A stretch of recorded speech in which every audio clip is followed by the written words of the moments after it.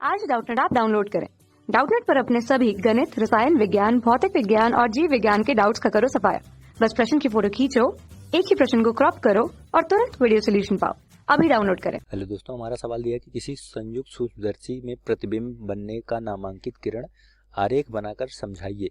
इसकी आवर्धन क्षमता को परिभाषित करके इसके लिए व्यंजक लिखिए। 5 नंबर का सवाल है तो थोड़ा सा बड़ा होगा आप लोगों को, ठीक है। तो इसको देखते हैं चित्र कैसे बनेगा।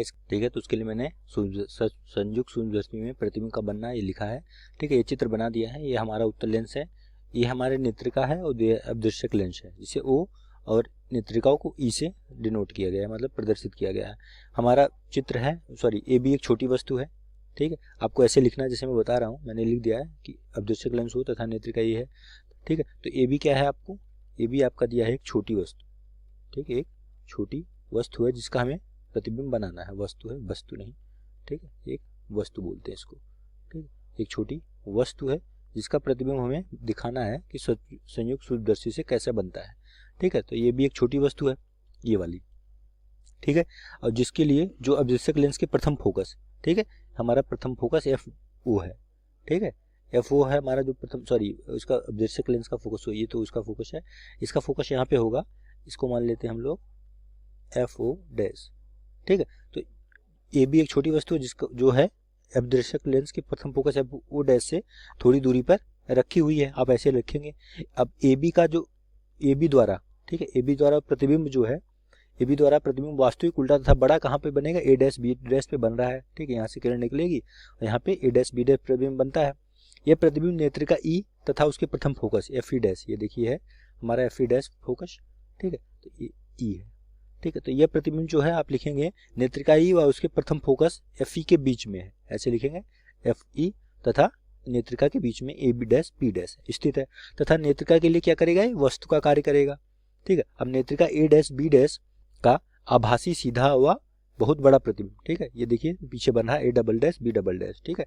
ये कैसा है, आभासी सीधा तथा बहुत बड़ा प्रतिबिंब ए डैश बी डैश बनाती है नेत्रिका, ठीक है। अब इसकी स्थिति बी डैश की स्थिति ज्ञात करने के लिए क्या करना है हमें, बी डैश से दो विच्छिन्न किरणें, ठीक है, जो ऐसे दिखाई गई। विच्छिन्न किरणें मतलब जिनको हम दिखाते हैं ऐसे डॉटेड से, बीच बीच में एक बिंदी दे देते हैं, ठीक है। तो इनको विच्छिन्न किरणें कहा जाता है, ठीक है, ऐसे इनमें, ठीक है। ये इनको कहा जाता है विच्छिन्न किरणें। अगर बिंदी ऐसे बनाते हैं, ऐसे डॉट ऐसे करके, इनको विच्छिन्न किरणें कहा जाता है, ठीक है। तो आप इसको ऐसे बना लेना, ठीक है। तो दो विच्छिन्न किरणें ली गई हैं, हमने लिया है पहली और दूसरी जो विच्छिन्न किरणें हैं मैंने उससे दिखाया है, ठीक है। तो अब इनमें क्या है कि इनमें मुख्य अक्ष के समांतर चलने वाली जो किरण है हमारी, वो ई से निकलने पर क्या होती है हमारी, ई से निकलने पर द्वितीय फोकस एफ ई से होकर गुजरती है। ई से निकल के, देखिए ई है, इसे निकल के एफ ई से होकर गुजरती है। और दूसरी किरण पीछे बढ़ाने पर हमारे कहाँ मिलती है, बी डैश में मिलती है, ठीक है। एफ ई को मिलाएं और उसको पीछे बढ़ाएं तो ये दोनों सारी किरणें कहाँ मिल रही हैं हमारी, बी डैश पे मिलती है, सॉरी बी डबल डैश पे मिलती है। अब प्रतिबिंब A double dash B double dash जो प्रायः है स्पष्ट दृष्टि की न्यूनतम दूरी जो है, जो मैंने दिखाया है डी, ठीक है। जनरली जो मतलब प्रायः मतलब जनरली किस पे बनता है, स्पष्ट दृष्टि की न्यूनतम दूरी, जिसे जो कितना होता है जनरली ये 25 सेंटीमीटर होता है, ठीक है। तो स्पष्ट दृष्टि की न्यूनतम दूरी पर बनता है, मतलब बनाया जा सकता है, तो यह बनता है, ठीक है। अब इस यद्यपि इससे स्थित इस स्थिति में अनंत के बीच कहीं भी, इसे अनंत के बीच कहीं भी बनाया जा सकता है। तो आंख जिन कारणों द्वारा प्रतिबिंब को देखती है उससे ही चित्र उस द्वारा ये चित्र हमारा स्पष्ट है संयुक्त सूक्ष्मदर्शी का, ठीक है। तो हमसे ये पूछा था कि इसके प्रतिबिंब का बनना कैसे बनेगा, उसका नामांकित किरण आरेख बनाकर समझाइए कि कैसे कैसे बनता है। अब कह रहा है कि इसकी आवर्धन क्षमता को परिभाषित करके इसके लिए व्यंजक लिखिए, ठीक है। तो आवर्धन क्षमता पे आते हैं कि इसकी आवर्धन क्षमता क्या होती है, ठीक है।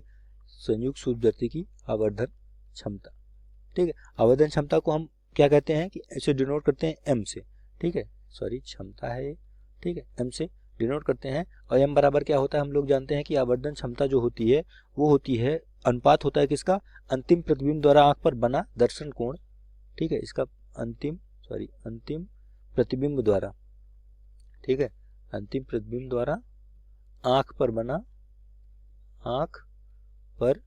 बना दर्शन कोण, जो हम देखते हैं, ठीक, उसे दर्शन कोण जो देख सकते हैं उसको दर्शन कोण कहते हैं, ठीक। अंतिम प्रतिबिंब द्वारा आंख पर बना दर्शन कोण बटे वस्तु द्वारा आंख पर बना दर्शन कोण, ठीक है। इन दोनों के, सॉरी वस्तु, ये वस्तु है, वस्तु द्वारा आंख पर बना दर्शन कोण। ठीक है, इन दोनों के बराबर हो दर्शन कोण। यानी कि आप अगर इसे लिखना चाहें तो लिखेंगे कि आवर्धन क्षमता किसे कहते हैं कि आवर्धन क्षमता जो है अंतिम प्रतिबिंब द्वारा आंख पर बने दर्शन कोण और वस्तु द्वारा आंख पर बने दर्शन कोण के अनुपात के बराबर होती है। जबकि हमारा इसका जो बटे में आप लिखेंगे तो इसमें आप लिखेंगे जबकि हमारा जो वस्तु जो है स्पर्श दृष्टि की न्यूनतम दूरी पर हो, ताकि हमें उसे सीधा देखा जा सके। ठीक है, तो इसके हम डिनोट करते हैं बीटा बटे अल्फा से। ठीक है, बीटा कोण मैंने आपको दिखाया है। ठीक, बीटा और कोण अल्फा कोण। ठीक है, तो यहाँ से आप लिख सकते हैं इसको, बीटा हमारा क्या है, यहाँ से लिखेंगे बीटा बराबर होता है tan बीटा। अगर बहुत छोटे हों तो यह हो जाएगा हमारा a डैश b डैश बटे e a डैश। ठीक है, तो यहाँ से आपको हालांकि हमसे केवल परिभाषा पूछा है, बाद में पूछा है इसका सूत्र भी लिखिए। ठीक है, तो अब इसका सूत्र क्या आएगा, जब यहाँ से हम लोग इसको सॉल्व करेंगे तो इसका सूत्र होता है हमारा, दो केस होते हैं इसमें, दो संभावनाएं होती हैं। पहला संभावना कि जब अंतिम प्रतिबिंब हमारा स्पष्ट दृश्य की न्यूनतम दूरी पर बनता है। ठीक है, तो m जो हमारा सूत्र होता है वो बराबर होता है हमारा माइनस वी नॉट बटे यू नॉट डी बटे यू ई। ठीक है, इसके बराबर होता है। ठीक है, अगर लेकिन इस केस में संभावनाएं क्या होती है, ये तो मेन हमारा फॉर्मूला हो गया, सूत्र हो गया जो ऊपर मैंने बताया आपको। ठीक है, जो ये सूत्र है आपका, ये मूल सूत्र है। ठीक है, इसमें दो संभावनाएं हो सकती हैं कि पहली संभावना ये है कि जब हमारा प्रतिबिंब, ठीक है, आप लिखेंगे कि जब अंतिम प्रतिबिंब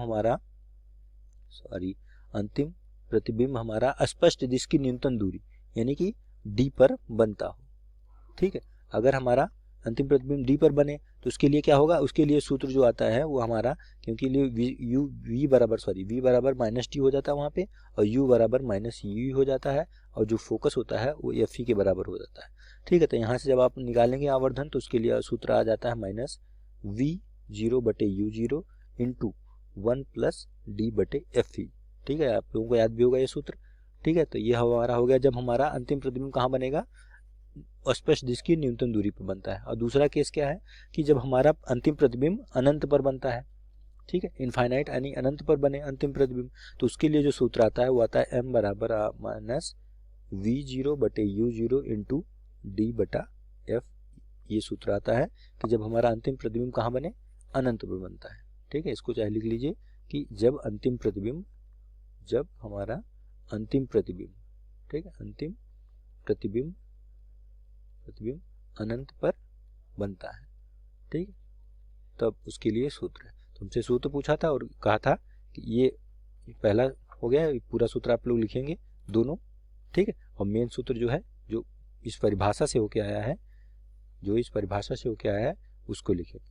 ठीक है, यहाँ पे भी लिखे जो मैंने आपको बोला था, जब हमारा प्रतिबिंब स्पष्ट दृश्य की न्यूनतम दूरी पर बनता है, ये भी लिखिए। ठीक है, जब हमारा प्रतिबिंब डी पर बनता है तब इतना लिखने के बाद, तो ये हमारी परिभाषा हो गई और मैंने बता दिया है कैसे काम करता है प्रतिबिंब का बनना।